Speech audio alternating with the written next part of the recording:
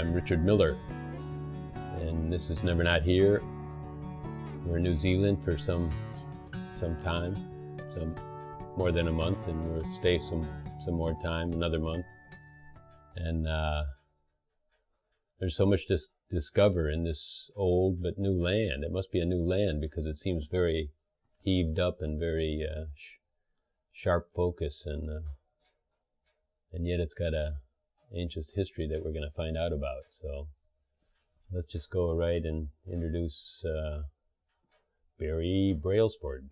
So welcome. Hi Richard. Yeah. Well, it's lovely to be with you today, and I'd just love to start with a karakia, which is a Maori way of asking for guidance and open the way for what we're going to share, because I'm going to go back into very ancient things, that some of which are considered to be sacred. So that's a good way to open it.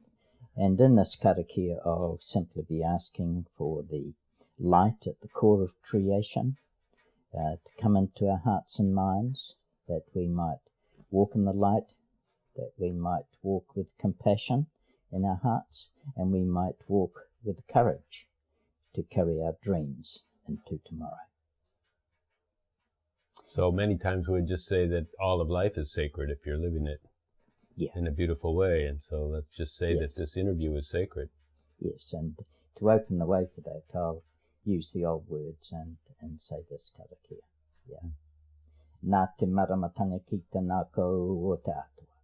Kia koha te maramatanga ki te nākau o te tangata. Kia koha te maramatanga ki te ao. Mā te maramatanga, mā te aroha, mā te kaha I whākau te whakaranui te ao, te hei mauriora.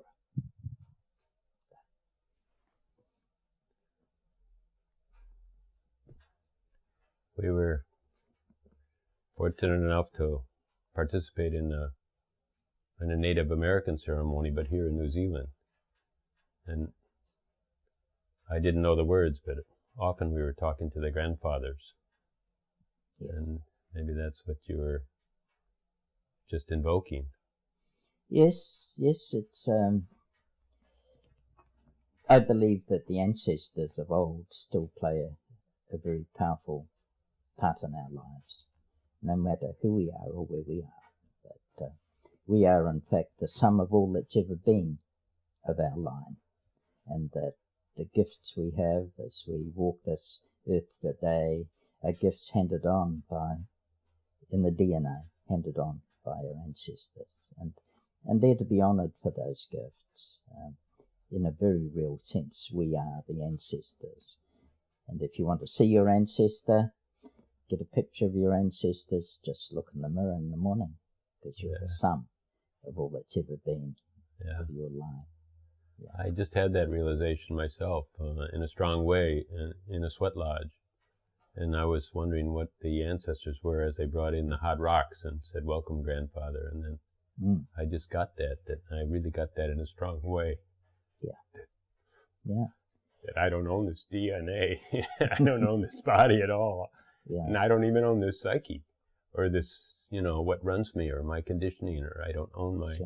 and then this is just like my challenge or my play or my contribution to planet Earth is to work with what I've been given. Absolutely. And accept it and do my best for those that came before and for those that'll go after. Yes. And so then it got really clear. Yeah, the bringing in of the stones is very symbolic, and to call them ancestors is again very symbolic. And wherever I go around the planet to meet the indigenous peoples, to share with them in ceremony, I find that again and again they speak of stone itself as the first ancestor. And when I go into the old things of this nation, of these peoples, the old peoples of this land, the nation of Waitaha, I find that when they describe the creation, they speak of the great song that came into the nothingness, and the great void, and out of that song came the fire, the great fire that are the suns and eventually in the dying of the suns, the planets, and then within the planets themselves, that crust of stone, which can contain the building blocks of life. So they honour stone in this land and in many lands as the first ancestor of all life. So bringing the hot rocks into the sweat lodge, they were ancestors heated up a bit to offer something very special to that occasion. Yeah. So, yeah, they come in red, actually. I didn't know a rock could get that hot, but some of us might think, okay, a song is it's kind of quaint, it's a way to worship and so on, but a song is a sound, and a sound is a vibration, and all of science says that we're made of vibrations. And so then the greater meaning of that word song is that we're all synced together, we're all in harmony together, we're all in resonance together, and that is a song. That is the song that they're talking about. Song of the universe. Yeah, and of course in modern terms they talk about string theory as the theory that gives us the secrets of the beginning of life and the creation of life and the continuance of life, and that's a vibration. So it's all about the vibration that created all that is, which is quite an amazing concept. And when you get deep into that subatomic theory of life and what we're discovering now, we're taking off veils that in the end bring us to very simple things that, it comes down to a song. That's a way of describing it. I don't know exactly how to introduce this or where to go, but very so amazing. The moment I walked in here and saw the things that were laid out, I'm just going to show you a few things, but just check it out. There's this. This one is like the Song of Silence, right? Song of the Circle, Song of the Whale, Song of the Eagle. Look at these things. Look at Sacred Wind. The Song of Stone. This is amazing. The Southern Serpent. These things are illustrated. Fantastic. What we can discover with this man, I just feel the tattooed land. I want to just show you how amazing this is.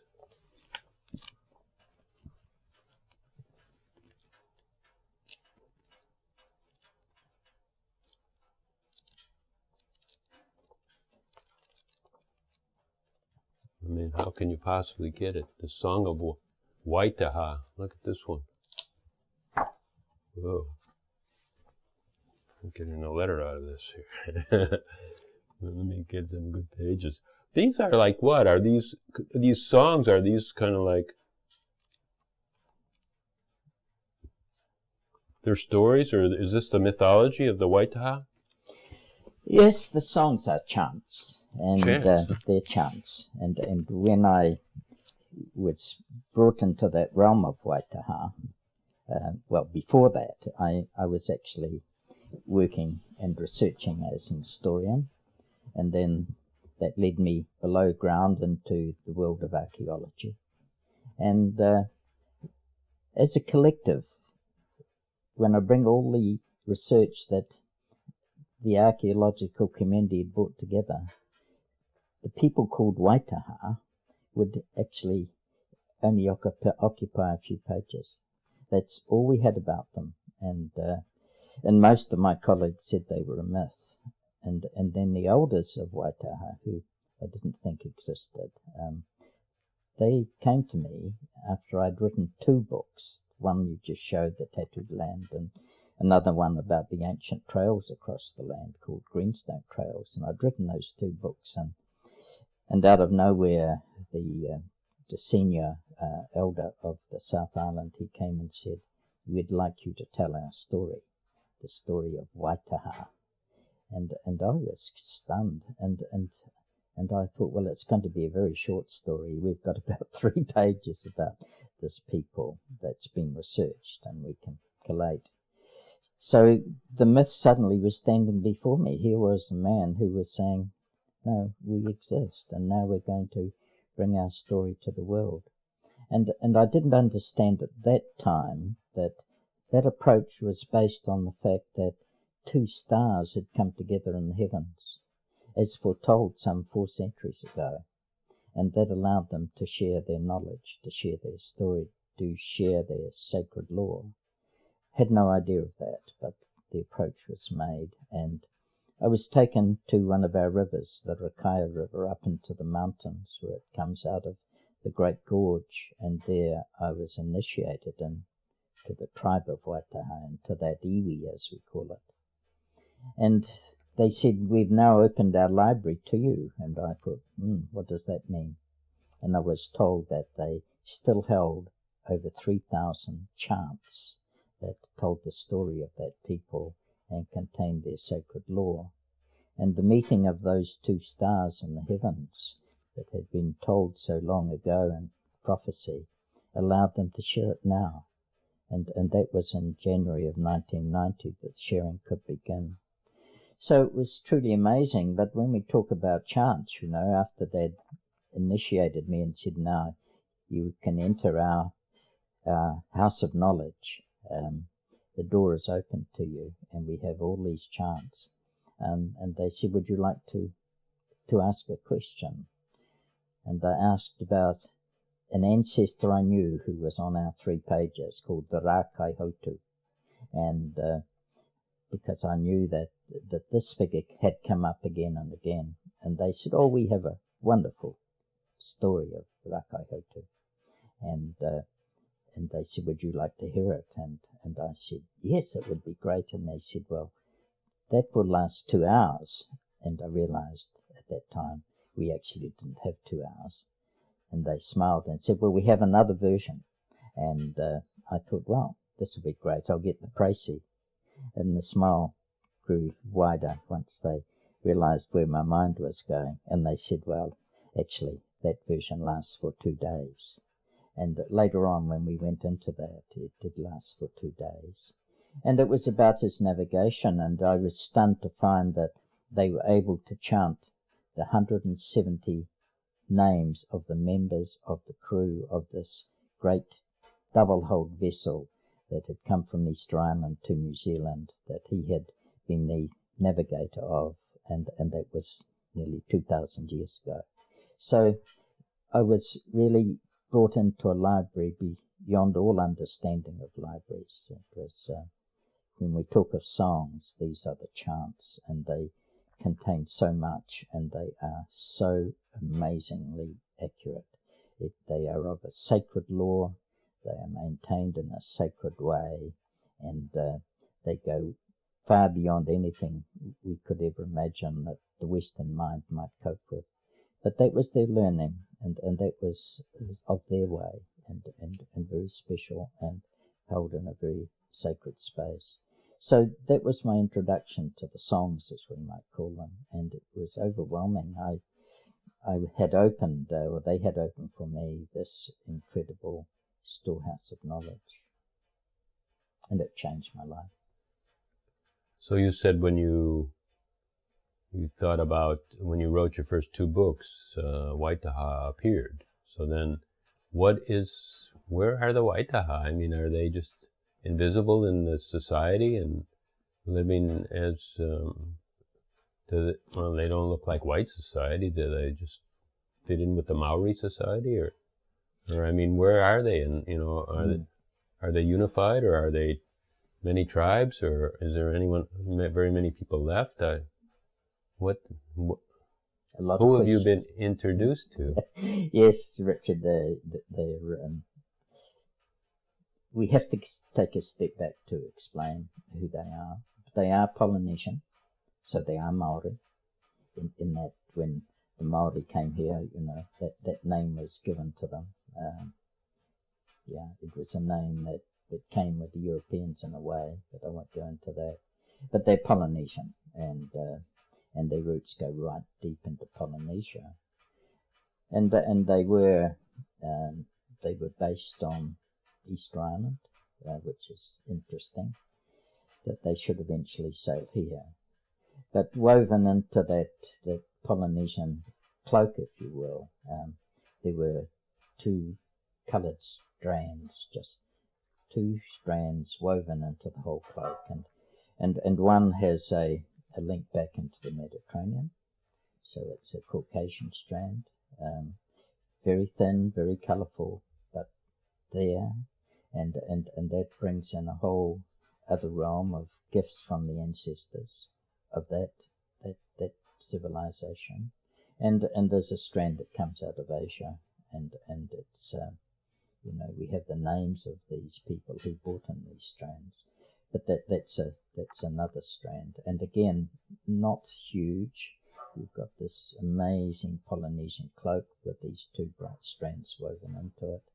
So they were in a sense a multicultural society, although 99.9% of it was Polynesian and Maori, and people in New Zealand who've heard of Waitaha, they, for various reasons, they've made distinctions and suggested they were pre-Maori and that they were different, and they've totally inflated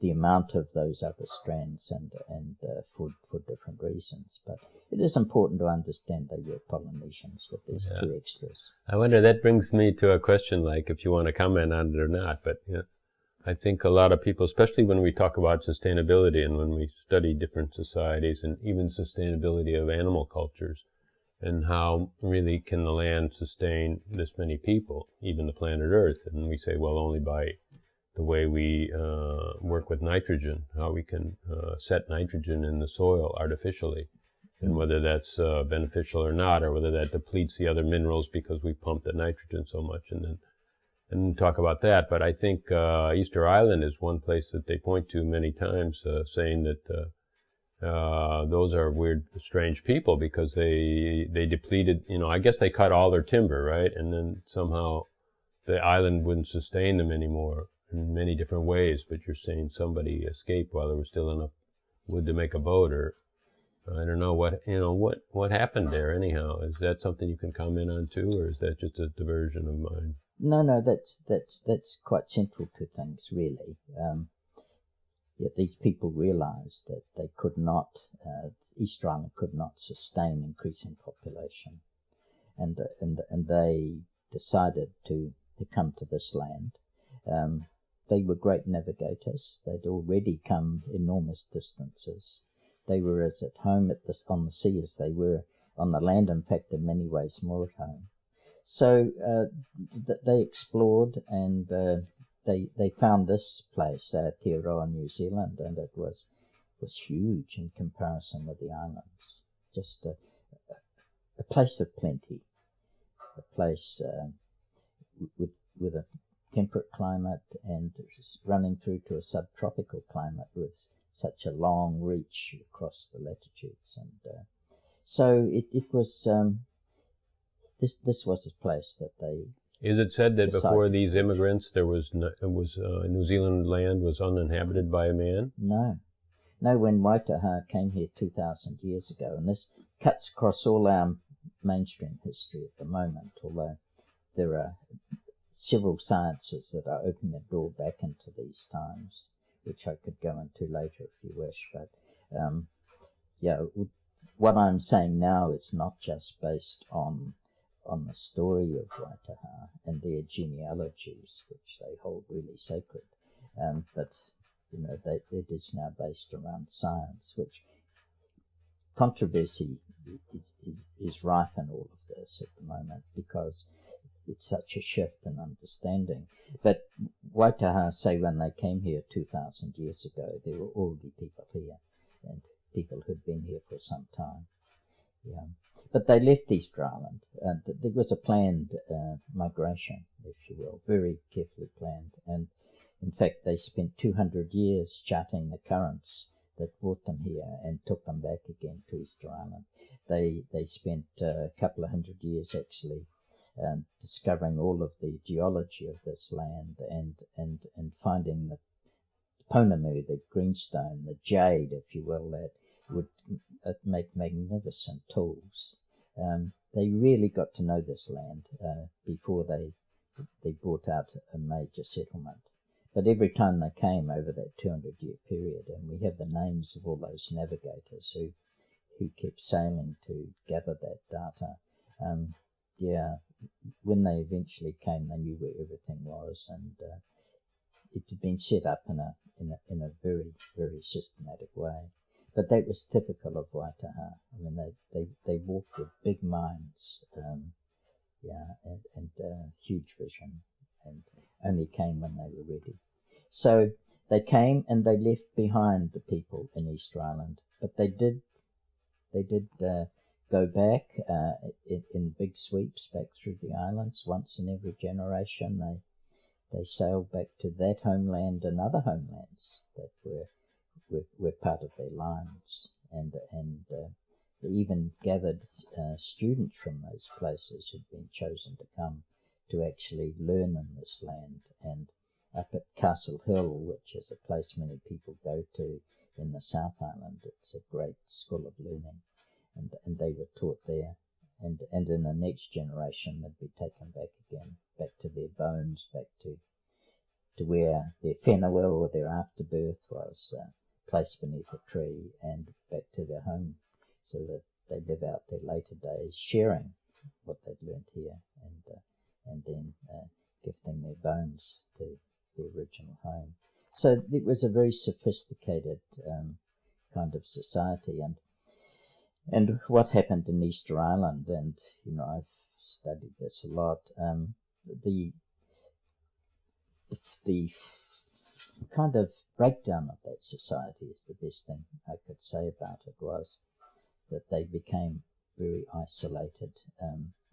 Too many people for the resources. We've estimated they cut down 22 million of those pines, those special palms, really, the wine palm, I think it's called. And you wonder who cut down the last one. How could they do that? Because it was a food source, it was all kinds of things that they actually needed. But they became isolated. And that was after the fall of Waitaha, after the nation here, which had lasted as a nation of peaceful people, how that was actually destroyed.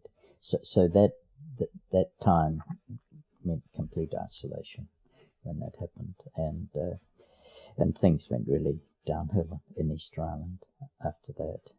And then once the slavers came in, and most of the people were taken to Chile, it was really the end of the way it had been. Yeah. You point to these hundreds of years of really a plan, a great plan, right? And for the way our minds, us colonials, us Westerns, work,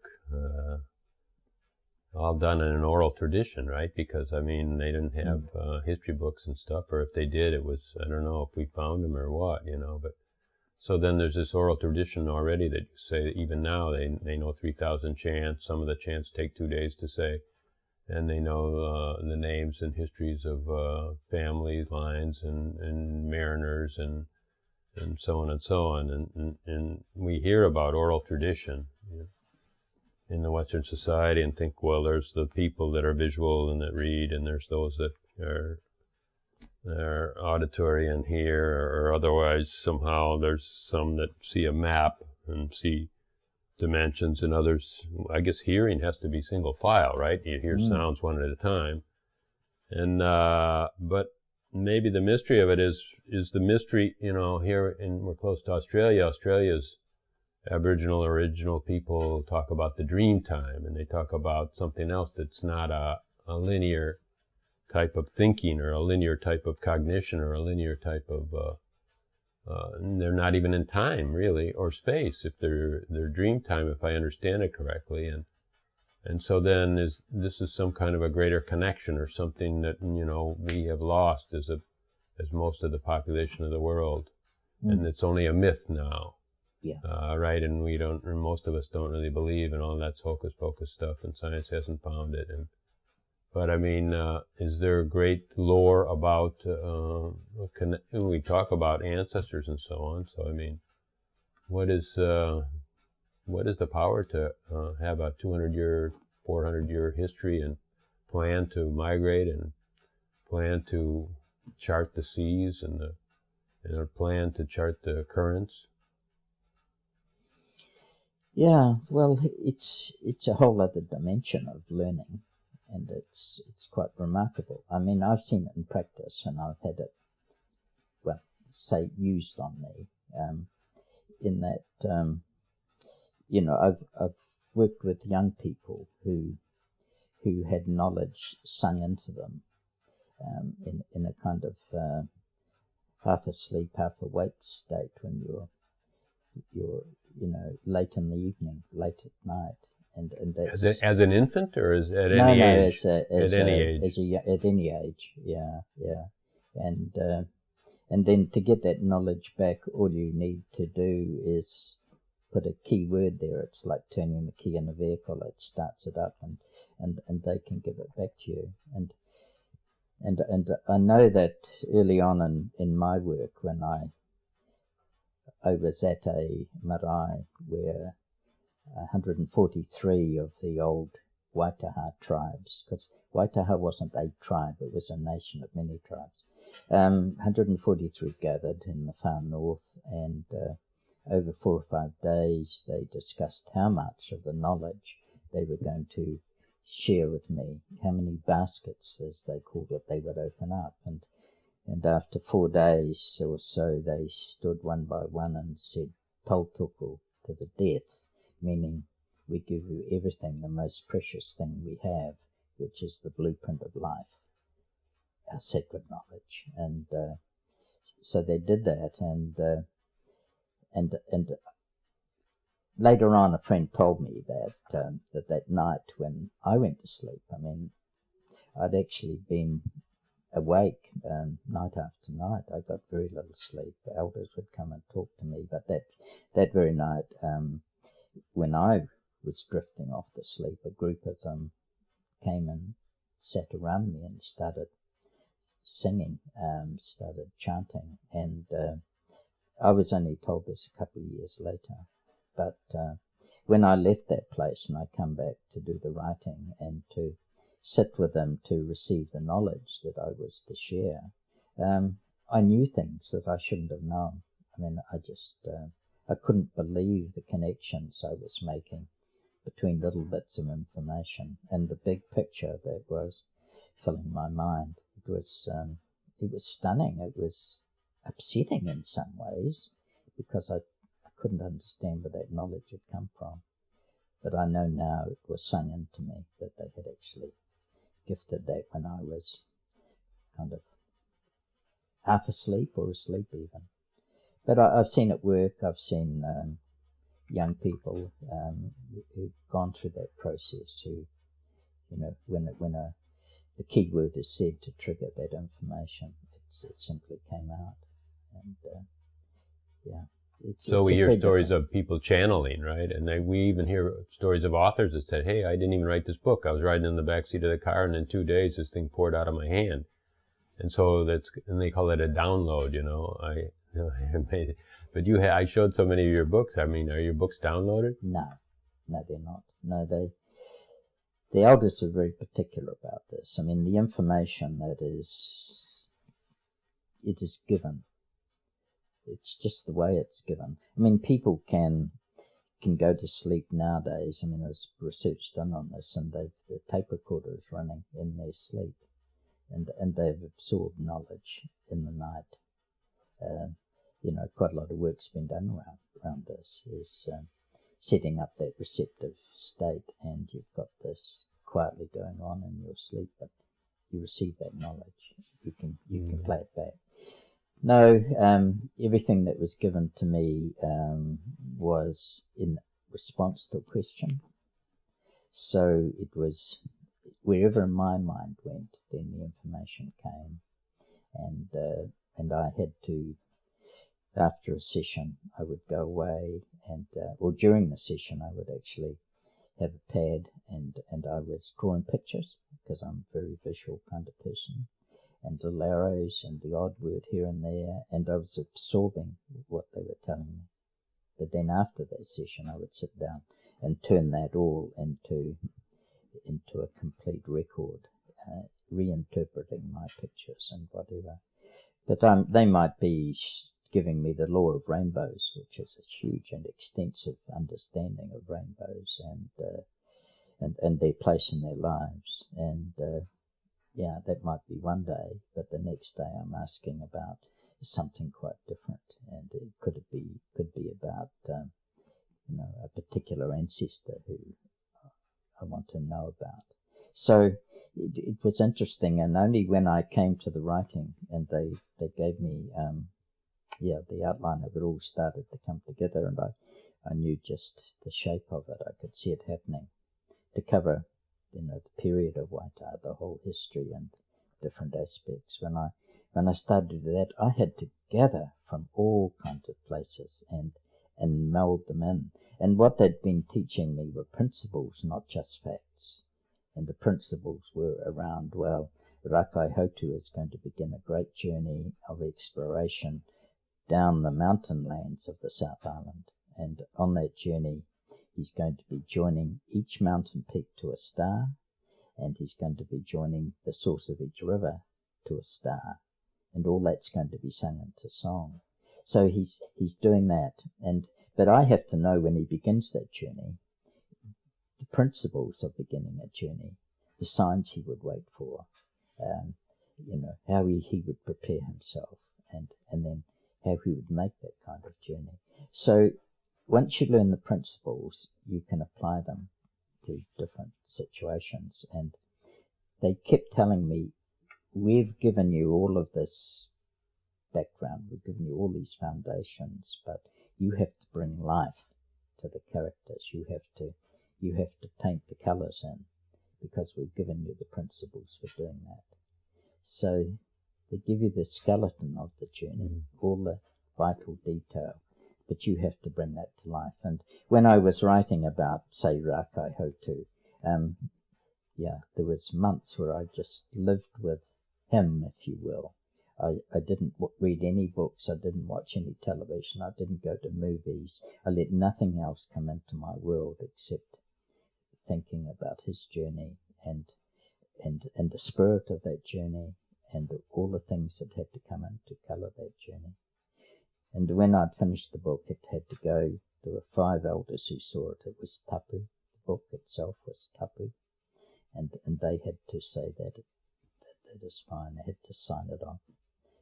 But only those 5 in the whole of this land. And and they were happy. The only things they changed were, there were 8 changes, and this was a fail-safe thing within it, a security thing that they'd put in place.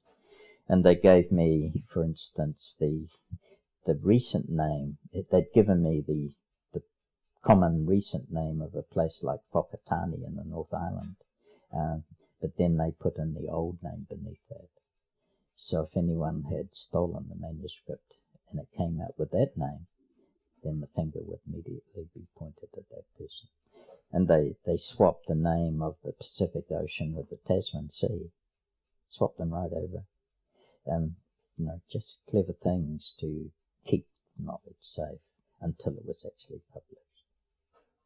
So, yeah, it was an interesting way to come at things, and it required a lot of my mana, my creativity, to give it life, rather than coming in. Maybe even, besides your creativity, in a way, your surrender, because what I'm saying is, okay, we talked about having knowledge sung into us, and we talked about other people that channel, and we don't know if it's sung in, and we think that maybe, with the talks and the people that we meet and so on, we're thinking that all of us are potentially, at least, hooked up to every knowledge on the planet Earth, at least, if not whatever the universe is. Let's just keep it in the planet for now, and and people talk about these downloads and stuff, and so then you said that you were given principles, but in another way you were given keywords, and so then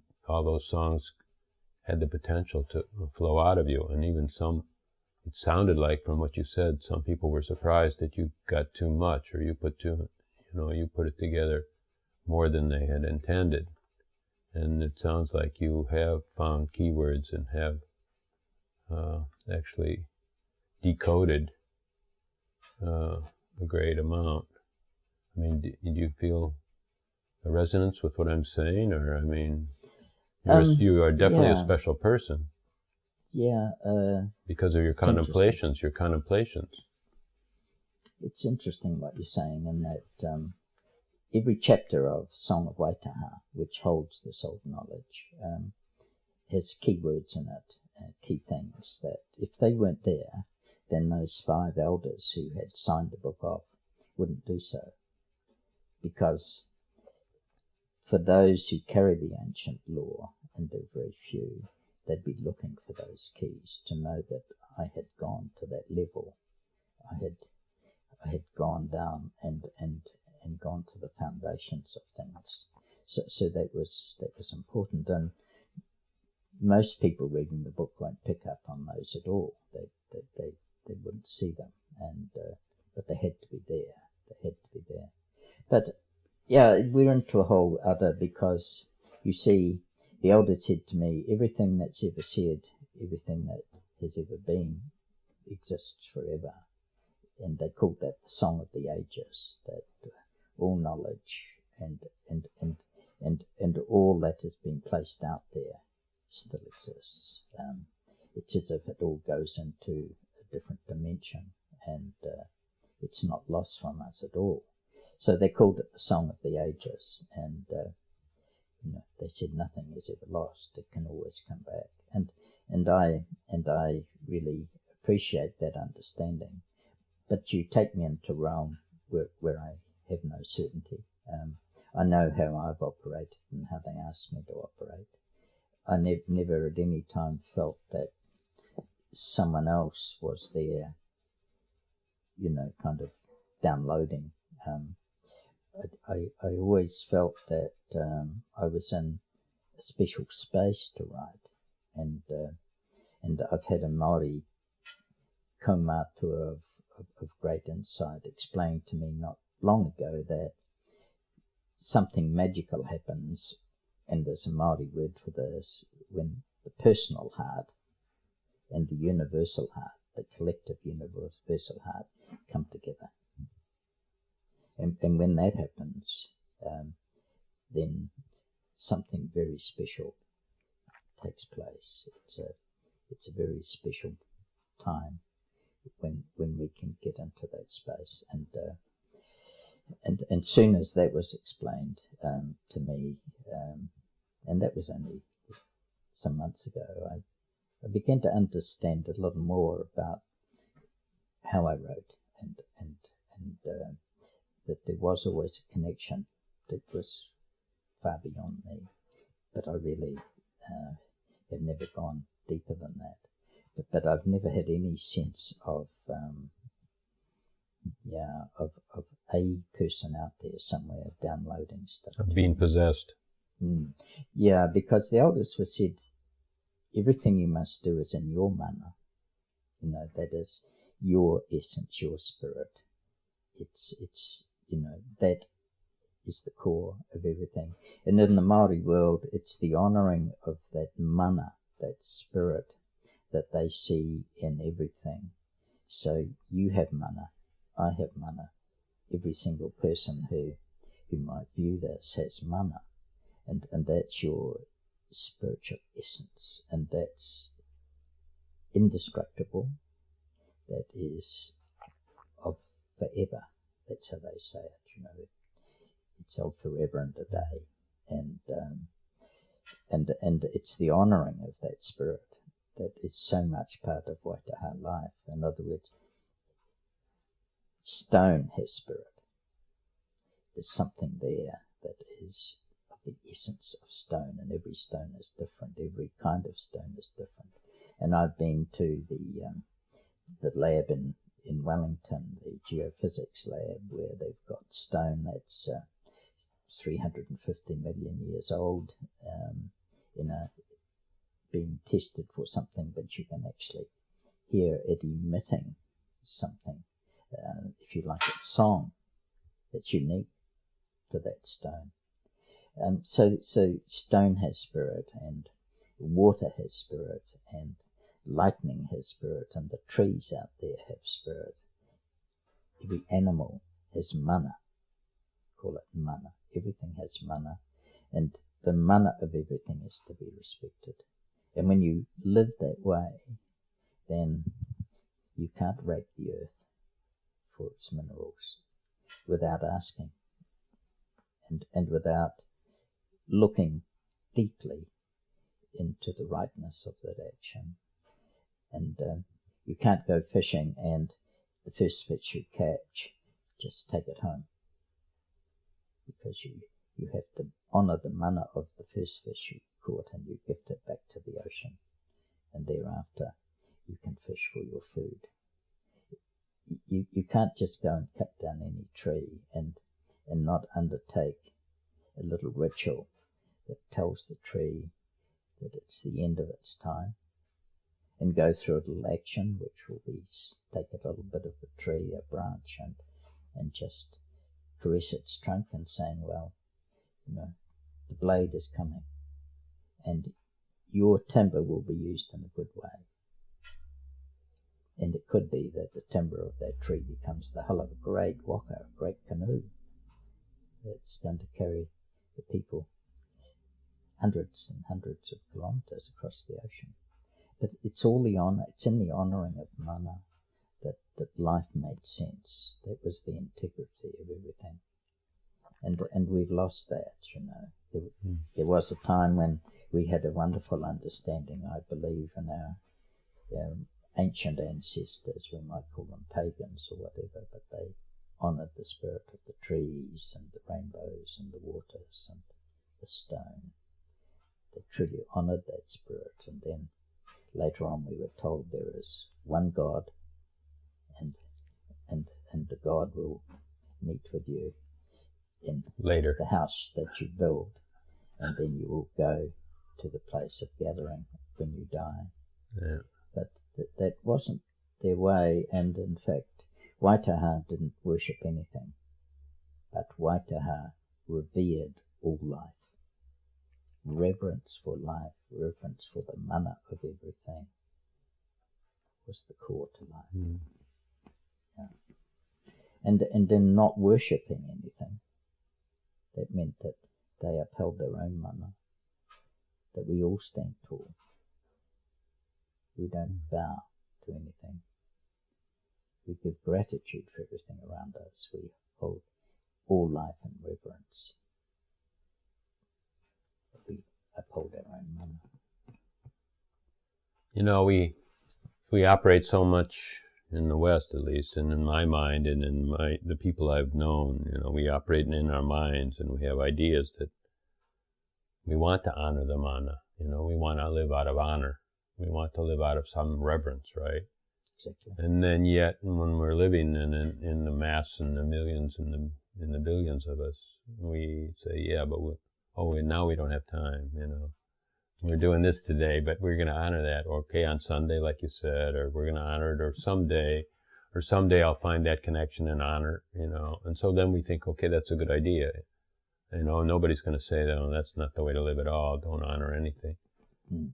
But in the meantime, we're talking about original peoples that already lived that way, what we're trying to get to. We're kind of incredulous, saying, well, 2,000, 4,000, who knows, 60,000 years ago, they were honoring mana. They were honoring everything, and everything was sacred, and everything was actually a communion with God, and everything was, not separate God, but just, it was a communion with life. So then when you start to look at all the ancient knowledge, all the ancient songs, all the ancient traditions, all the ancient ceremonies, all the sacredness, all the symbology, everything of the ancient peoples, so much of which is deemed or seems to be secret, really it's going to be all about the same thing, about how to hold on to that honoring space, right? And how that everything is mana, right? Exactly. And that if the world had that somehow, I don't know. So what I'm asking is, like, I'm not a scholar, really. I just kind of go where my nose leads me. And lately it's led me to original peoples, because I came to Australia and I feel like my audience in the West really want to know. I mean, there's such a mythology that we know that there's really about the Aborigines, about Dreamtime, about, is there another dimension, like, which is maybe not another dimension, it's this dimension. And, that we're too busy for it, or whatever. Somehow we run our lives just by good ideas and don't really, maybe it's a felt sense and it has to be felt. And so then I'm kind of taking this a little bit long as a question, but I really got it solid in my mind, because I did participate in an Aboriginal event which was called Tent Embassy, and Tent Embassy was in Canberra, and it was the 40th anniversary. And it was a coming together of maybe 20 families or tribes, 20 out of 200, 20 out of 300 or whatever. It's probably a small fraction, but I could see that there was a mana there and an honor, and I could see that there was also a contention about it. And then there was also a contention about whether, like what should be shared, what should be held tightly. And, and I mean, I was allowed in, and I was allowed to have a camera. Somehow I have good mana or something. The media was up on the steps, of the cement steps that are on the outside of the lawn, waiting for the 5-minute interview that they were going to get, Sure. all day in the sun. It was blistering hot, and these ladies were all dressed up in their presenting like TV dresses and makeup. And they were being toasted out there. But anyhow, and then I participated in Sundance, right? And Sundance is a Lakota Sioux ceremony, and it's one, and I've been told it's the strongest ceremony in any Native American. And Sundance is at least 4 days, but it's actually a whole way of life, and it's it has to do with fasts several times a year and all kinds of preparation things that I don't know anything about. And I did find out that one of the chiefs came repeatedly to New Zealand to share this dance, and he said this is a call for world peace, this is a prayer for world peace. And part of the dance has a symbol of a tree, an energy spiral, an energy pole, and prayers are tied to it, and my prayer was up there too, and mine certainly was. Actually, my prayer was that everybody could express their truth in their own peace without having to pound somebody, or without having to submit or dominate, that we could just express ourselves and be received, right? My prayer was, so then what I'm saying is, this one chief wanted to share this, and he actually had a website and photos out there. Even 9 years ago, there was a whole lot of sharing. And but now it's gone back in, and it's retracted, and this Lakota Sioux, the ones that are in charge now, say, no, this is sacred. Some say that only a full-blown Native American can even participate or see it, and then some say, no, it should be open and shared. And so then what I'm saying is 2 stars came together. Yeah. Right? And so some certain Maori elders, 5 of them, 8 of them or something, or more, 140 tribes or this, said, okay, Barry is going to be somehow our chronicler, our historian for the West or something, that we're going to talk about the mana and how it works, right? And how the world can be healed and how it always was healed, right? Exactly. And then others, there's a contention to it. Others said, no, this is our secret, sacred knowledge. I mean, even now, I suppose that play is in, I'll just get your comments on that, because this is not all that simple, right? No, it's not.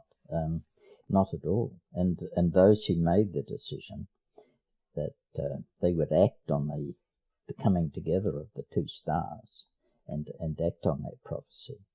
The prophecy actually said that 2 things could now happen. The first is that the ancient knowledge could be shared with the whole world. And, written in English, by, in fact, a European, by Pakeha, because I'm not Maori.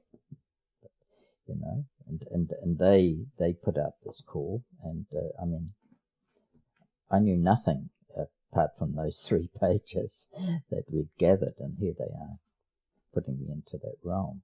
So they were very brave. That was a decision of huge courage, but they had the mana to make that decision. It was theirs to make, and they made it. And and then the gathering of the 142 tribes, they confirmed it, and yet beyond that point, there were people who suddenly found out they were Waitaha because of what was written.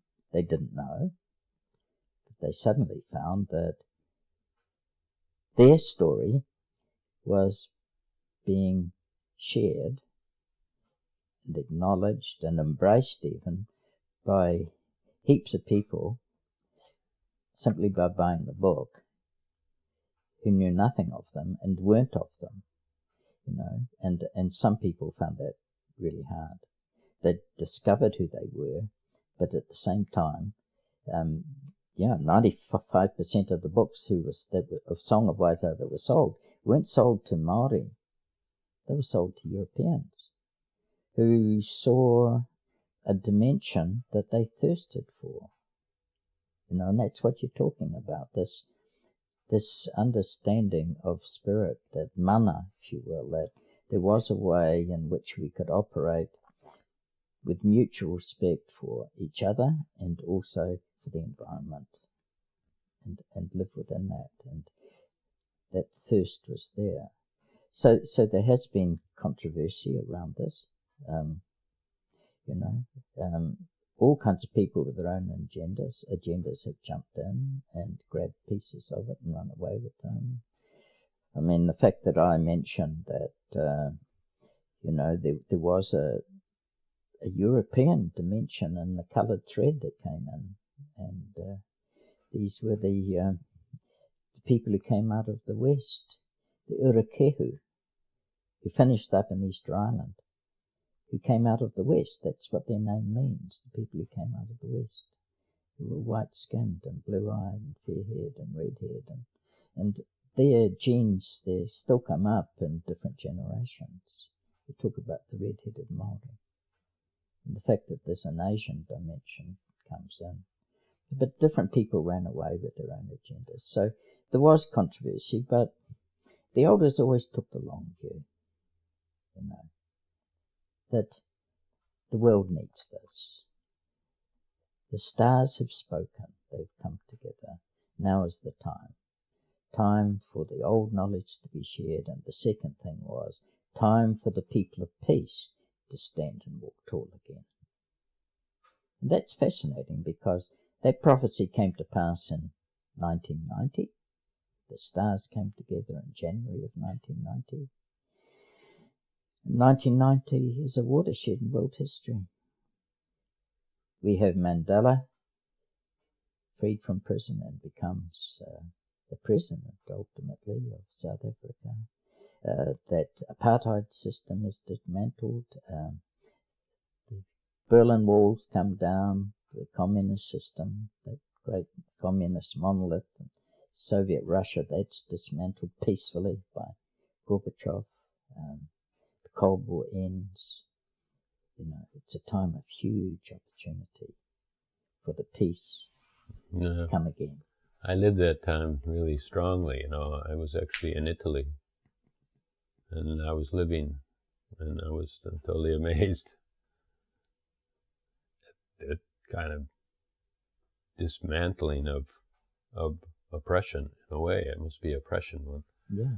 And it is still now, and I mean, not there, but everywhere where different peoples are somehow forced to align, maybe they can choose to align, because it was so amazing. Like, I was in Italy, and the common market was struggling. There was no euro at the time, and they were trying to pull down borders. And I remember leaving Italy at every border, that there was kilometers of trucks stopped. They have to go through and show their papers at every border, and they changing money, I suppose, just to sell in France, or then they move on to Germany, or however goods move. Do we need Danish kroner or something to sell over here? And it was just a mess, and they were struggling so much to come together. On the other side, the whole communist system was coming apart. And right then, in a year or two, then Yugoslavia was just butchering each other, all the Bosnia tragedies and the Serbia and the Croatians. I knew many Croatians, and I mean, I was baffled. Like, it was like a time of total unknowing and total, destruction of all my thoughts of what is happening in this world. It was a time of huge opportunity. I believe we live in one of the most exciting times in human history. I think we've come to an incredible watershed, and it's a time of choosing. And I believe that it's a time of huge hope. I truly believe that it's a time of hope, and it's a time when we're having to face all kinds of things and look at the truth of things. When I went to the Hopi people in '92, and I went to Grandfather Titus, who was 112 at that time, a little man who looked like a 10-year-old, and an amazing elder, and we shared a lot of time, and he sent us off with a wonderful prayer on a huge journey of 13,000 kilometres by road to take the sacred Pounamu, the healing stone of New Zealand, around to 12 of the old tribes, and they were the peace tribes of former days, and give this stone. And that journey had to be made in 15 days between an eclipse of the moon and a partial eclipse of the sun. And it was made, and it was incredible because we met the right elder every time. There were no phone calls, no letters, nothing at all, but they were waiting and saying, we saw you in the prayer, the smoke of the prayer fire in the morning. We knew you were coming. It was a most remarkable time. But when we got back to Grandfather Titus, he was so filled with joy, and prior to leaving, he'd sat there with me and he'd wept, and he said, I weep for my children and my grandchildren. I weep for your children. I weep for the world. And when I got back, something had happened in his mind. He said, we're going to win. There are enough one-hearted people, those who speak their truth and walk it, to save the nations and save the planet. There are enough one-hearted people.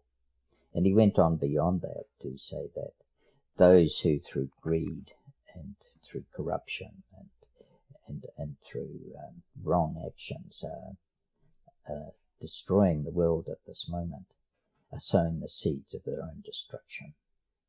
And in a sense, I feel that he was predicting the global meltdown that's come, that there is a shift in humankind at the moment. We have had enough of all those kind of things that we've kind of worshipped in a way, that if you work hard enough you can become a millionaire. Well, we know that's a load of rubbish. We've got to share, and it hasn't been happening, and there's a hideous growing gap between those who have and those who don't, and there's been a huge gap between those who are free and those who aren't, and what's happening in the Arab countries is an expression of what also came to pass with the Hopi, because I don't know where this came from, but when I went to the Hopi and I sat with elders, and the first thing I was asked was, what is this age? Tell us what this age is. And out of nowhere I said, it's the age when there are to be no more secrets. And I had no idea about the internet. I had no idea about the fact that there would come a time when we had cameras and you could take a picture of terrible atrocities and abuse of peoples and the use of force to impose policies that were the detriment of everyone, and that the world can know in a second what's happening somewhere, things that past hidden away. So the truth of things is coming out in a powerful way, and the resistance to the corruption and the greed and the use of violence, that resistance is organized through these little cell phones and cameras, the cell phones that are such a huge advance. So there is change, and this is an age of huge change. And I believe it's the age of hope, that we have huge opportunities to choose a path to walk that will bring us into a much better future. And around that, you see the work I've been doing for we've been doing the last 4 or 5 years really, is around bringing healing to the past. You know, you speak of what happened in Croatia and Bosnia and whatever. Those people had an opportunity to create a peaceful world. They had the opportunity with the breakup of Yugoslavia to sit within a natural boundary, find a home for their people, and live at peace with each other and their neighbours, and they chose not to. They chose the way of revenge. They chose the red path of war. They chose to use ego gone wild to create power structures and use the military in ways that were devastating. So they chose the path of revenge rather than the path of truth and healing.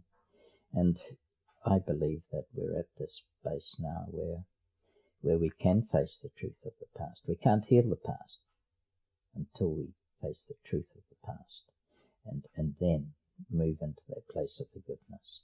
And that's what Archbishop Tutu did in South Africa. He created the Truth Commission to bring those who had used oppression, had used force, and had used murder as a systematic means of expressing policy, bringing them before the families of the dead, making them face them,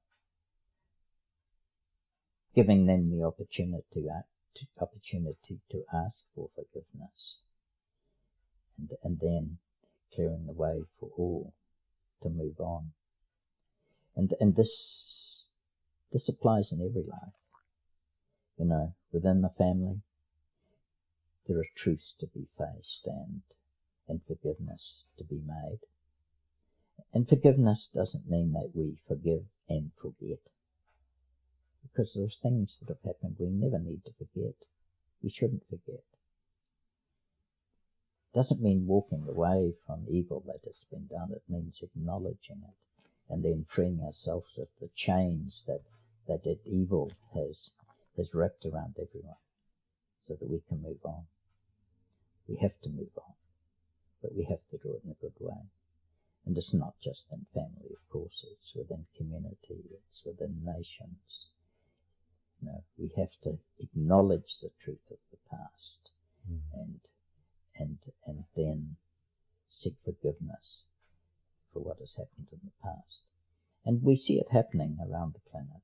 I mean, our Prime Minister, Helen Clark, she went to Samoa and placed the truth of an event that happened there after Samoa came under our protection after the First World War, and there were our policemen who were supposed to be looking after the people committed an act of atrocity, and that's not forgotten, not in Samoa, but had never been acknowledged here, not so openly. And she placed the truth there and asked for forgiveness. And that's what people need. They just need to hear that the hurt and the pain is acknowledged. And they need the opportunity to forgive for that and then move on.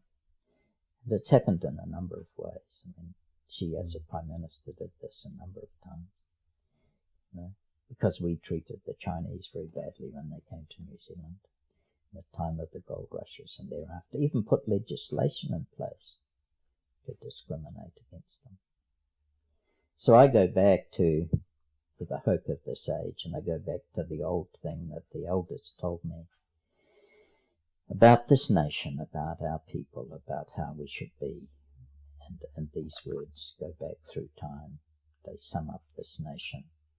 They sat me there and they said, all born of this land are of this land. And I thought, wow, is that a thing of blood?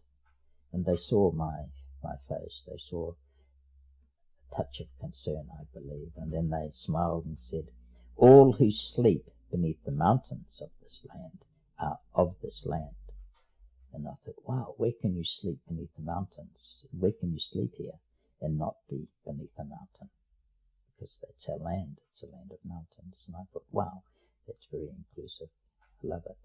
And then they smiled again and said, and all who come to this land from afar and call it home are of this land. And I thought, wow, you can base a society on that. There's a bunch of things that have really triggered me to mention. I think first is about acknowledging, because that's really what I'm all about, is to get places where we cut off and where we just sweep things away and acknowledge that, because I see that through that cut off, we're cutting off from our own heart and our own connection. And so then that limits us totally to what we can experience. We become just a mental robot because we've just cut that other part out just because we don't want to face how mankind mistreats mankind, even if it's not me, even if it's my grandfather or relatives. But somehow that denial is so amazingly powerful to limit and limiting, powerful to cut off all your real humanity. And just to be at 10th Embassy 40 years, okay, I say this story like this. I say that for the sacred fires at 10th Embassy have never been extinguished 24/7. For 40 years, that's 15,000 days. 15,000 days of actually a prayer and a request for an acknowledgement. And my God, there was no acknowledgement whatsoever. It was just no closer whatsoever. The whole media and everything, the way that was handled and what was focused upon and how these were Aborigines were discounted and saying they're not the masses, they're just a few radicals and it just discount, deflect. And all we have to do, is 3 words, will deflect something. He deserves it. They're drunks. Whatever. That's the cut right there. You cut all connection. That's the acknowledgement part that I totally agree with you. And that's like my whole message, or like what I'm moving on, what I base my life on. The other thing is that I want to say is, like, you said that there are enough good people. There are enough people of peace. That the Hopi elder said there are enough good, he realized that there are enough good people of peace. And I say that, the hope is actually stillborn unless it's followed by an action. And it's like what my whole thing is like calling the good people of peace to come forward.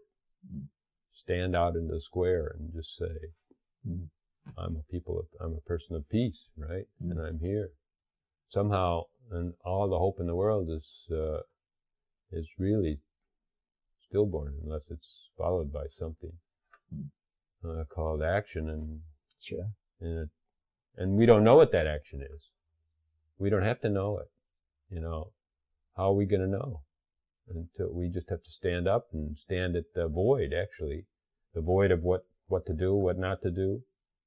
And know we're together. I was thrilled by when Occupy Wall Street started and people started coming out in the square and just saying, look, I don't know what to do, but I know it's not working. It doesn't work for me. How about you? Exactly. So some things become clear, right? we could see that even if we're not an elder. But we're so lucky if an elder tells us that. Mm.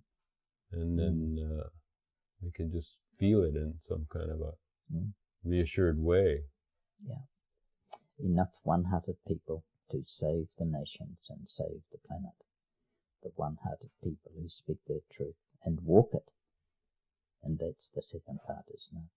Yeah, and walk it. The hope is in the walking. The hope is in the doing. And you know, that's what happened in Egypt and Libya. It happened, you know, and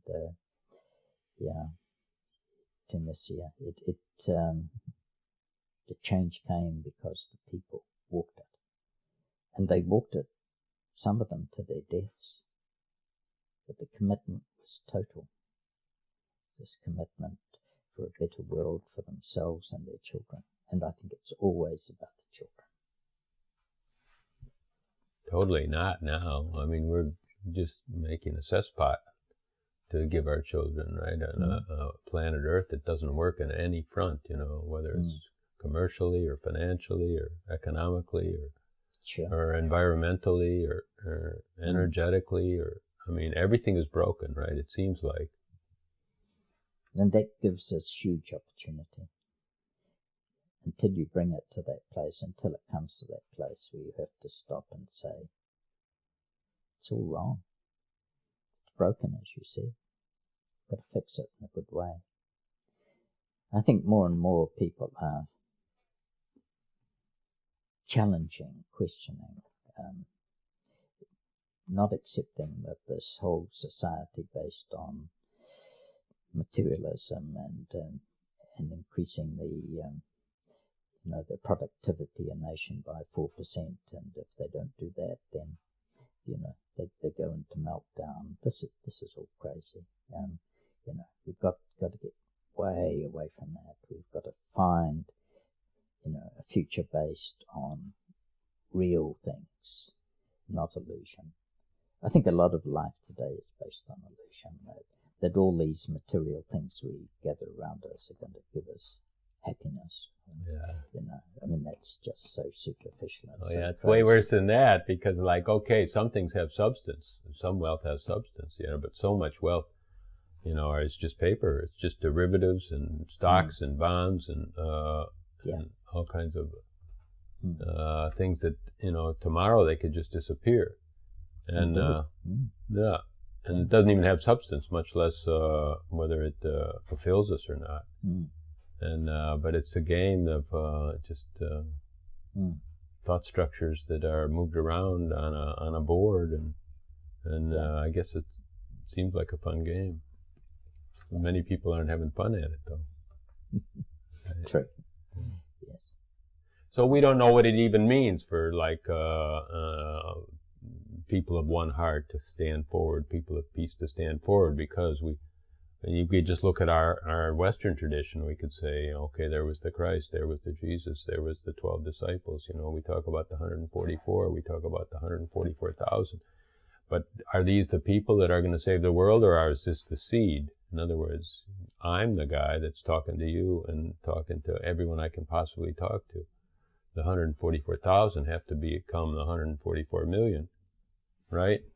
I mean, where are we going to stop?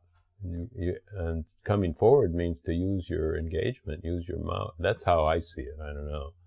I mean, people think that standing back and letting the 144,000 save us. I mean, we want a savior, right? But you're it. You are the savior. That's how I see it. Yeah, exactly. Yeah. There's a spirit that moves, and I think there's change. I think the spirit of change is becoming very, very powerful. And, the one-hearted people who are walking their truth now, they're the key to so much. And they don't have to see a big plan. They just have to see where they make their contribution. And we've had amazing time of disaster and pain around the planet, and there's been locally the Christchurch earthquake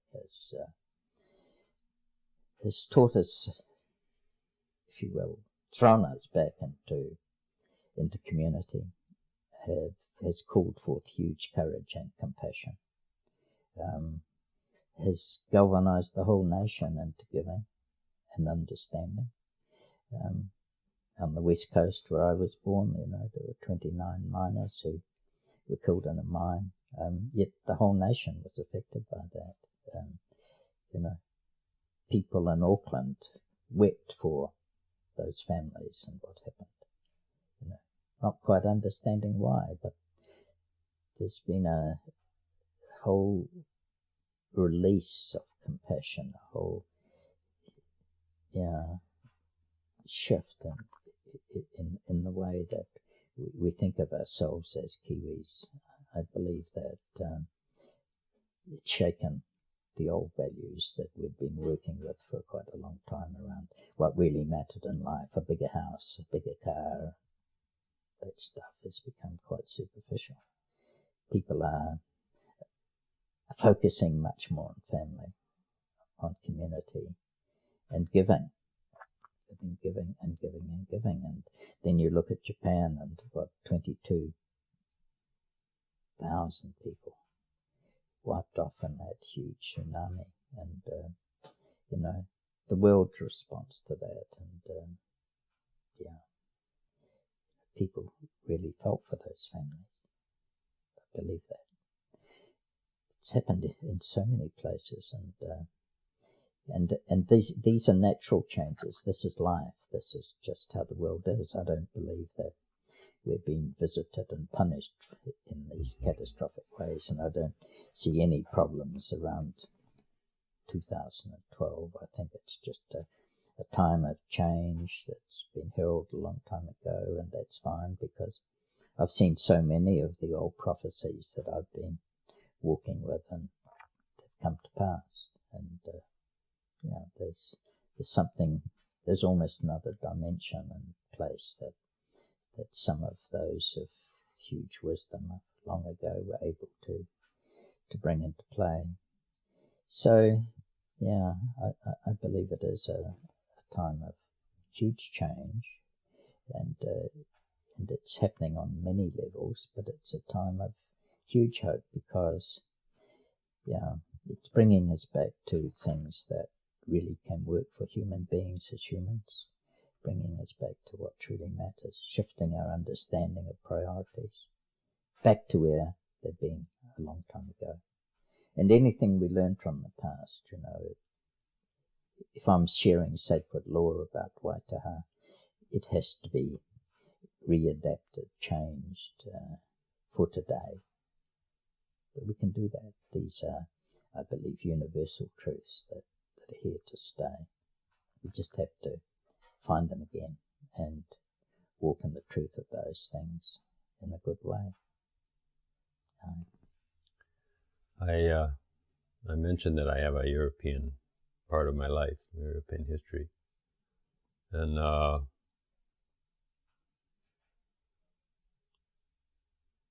these are old structures, right? Politicians come and go, but the bureaucracy, the apparatchik, is there for a long time, right? And so then I also know the modern, I also know the young, I also know the students, I also know the universities, I also know the new designs and the designers and creators and creatives, and I run into these, right? And new structures are needed now, we know that, right? And new structures, the tendency is in a way that is actually dangerous and damaging of how the world is moving, in a way that it's taking away all control, or like self-determination is a thing of the past, really. Kind of like we're all a dependent society. We're all dependent on something, It turns out to be world business or somebody else's idea. We're dependent on a loan, basically. We're all interest-paying units, and somehow that's where the world has been pushed to. And then As an example, students would tell me that designers and so on would say, well, we design all these great projects in school, but then when we get into the community, nothing gets built, right? There's such inertia. It's unbelievable. Nothing happens on our streets. No new community spaces. No new, a few things are commercialized and a few billionaires have some ideas to push things through. And then they say, well, maybe the only opportunity is in Spain. Okay, Spain is, when Franco went down, the bureaucracy got flipped over. And even if it was 40 years ago, still, the Italian bureaucracy or the European bureaucracy is hundreds of years of tradition and stasis, right? And pay me first, right? Yeah, absolutely. And what are you going to get from me? And then another place, the hottest spot is probably Berlin, which was just totally flipped over too, because all the communists, they're still in there too, I suppose. But somehow, what does it take for change? And so then I look at large structures and old structures and say, no change here, please. United States is not going to make any astounding discoveries. Neither's Europe, neither's Russia. And I look to small countries like Australia or maybe like especially New Zealand to lead the way, really. And who's going to lead the way even in New Zealand? It's going to be Christchurch. That they could say, look, we need a community reconstruction bank. We need to pool our resources. We need to pull in, we don't need to depend on all Australian banks, that are in enough trouble with their own real estate bubble that's going to burst and bring them all down. And we'll just be at the effect of that, holding on to the rubble.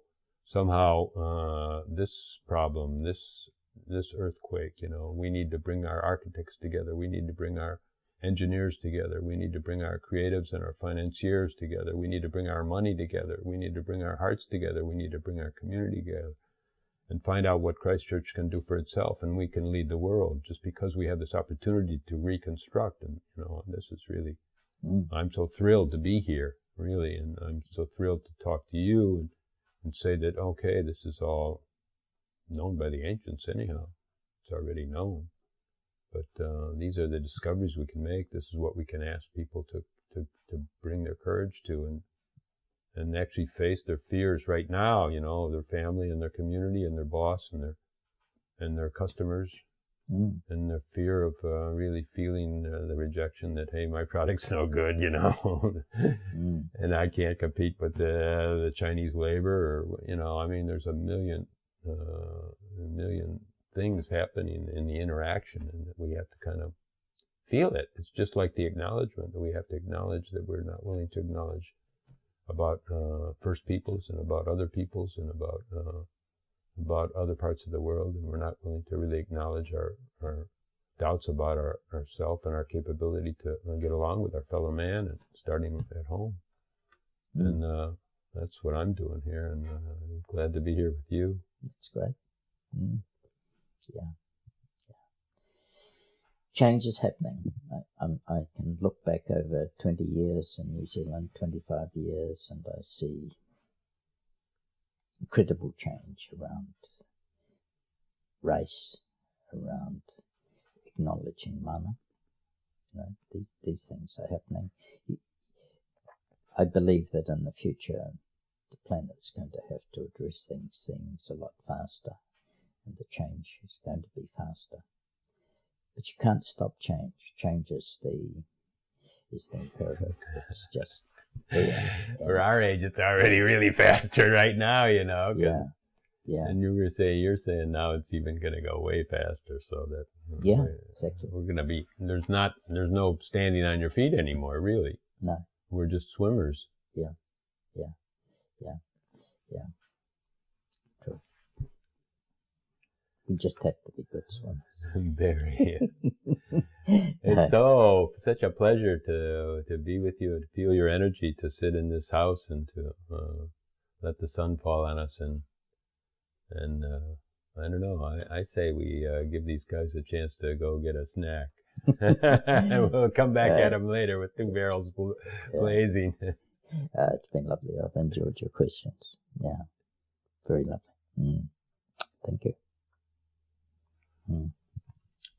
Very Brailsford. So we'll be back and we'll look deeper into the Waitaha and see what details we can peel out. So thanks for being here, and bye for now.